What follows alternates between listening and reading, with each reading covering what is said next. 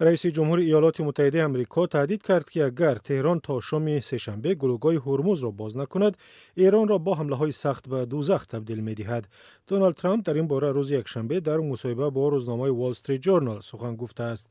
او تهدید کرده است که اگر ایران گلوگاه مذکور را باز نکند، انشاءات انرژتیکی و پل‌های ایران زیر ضربه سخت قرار خواهند گرفت.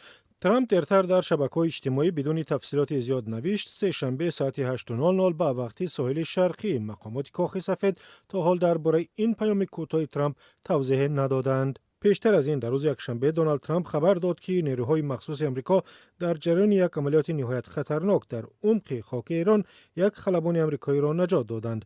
ترامپ گفت این خلبان زخمی است اما حالش خوب خواهد شد. رئیس جمهور آمریکا همچنین با لحنی تند و با استفاده از الفاظ درشت با خطاب به مقامات ایران نوشت: ای بدبخت‌های دیوانه، گلوگاه را باز کنید وگرنه در دوزخ زندگی خواهید کرد. با وجود این تهدیدهای شدید، ترامپ در مصاحبه دیگری با شبکه فاکس نیوز از احتمالی سازش صحبت کرد و گفت تهران در حال گفتگو است و ممکن است تا روز دوشنبه سازش به دست بیاید. در همین حال فشارها بر تهران افزایش می‌یابند. بنا به گزارش‌های یک مقام بلندپایه اسرائیل گفته است که این کشور آماده است هفته آینده به انشاءات انرژتیکی ایران حمله کند و منتظر اجازه واشنگتن است. روز شنبه نوارهای نشر شد که دود غلیظی را در یک کارخانه کیمیاوی ایران نشان میداد.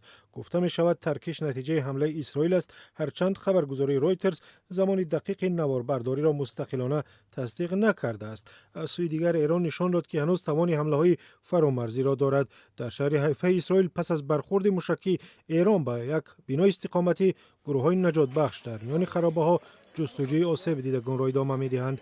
پزشکان اسرائیل گفتند که 9 نفر جراحت برداشتند و معالجه می‌گیرند.